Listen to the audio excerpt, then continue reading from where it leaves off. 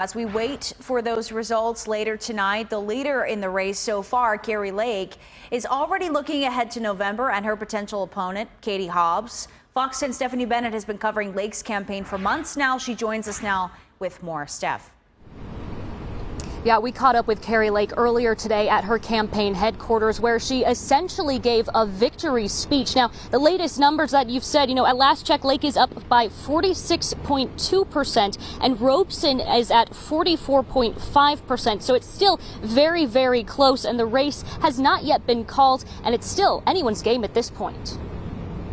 Because we know what the outcome of this is. We the people won. We won. It's the day after primary election day, and while most races have been called, the decision on which Republican candidate for governor will take on the Democratic candidate Katie Hobbs in November is still up in the air. But Kari Lake is already claiming her victory, even though the results are not final and thousands are still being counted. We are so ecstatic today that all of our hard work paid off.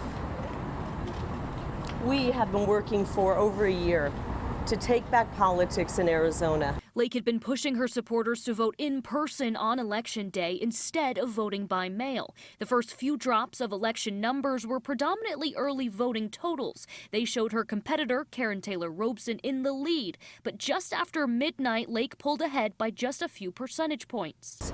Who look at these numbers and they assure me that our lead is only going to grow and grow. In her speech today, Lake said that she is not satisfied with how this election was run, citing issues in Pinal County. She also thanked everyone for their support and even praised her competitors, Robeson and Matt Salmon, and prematurely welcomed them to join her campaign. I want to bring the Republican Party together. I mentioned that earlier. We're one big, happy, sometimes dysfunctional family, but we can come together. As I said, I'm from a big family, and so I understand that you don't always get along on every issue, but I want to bring people together.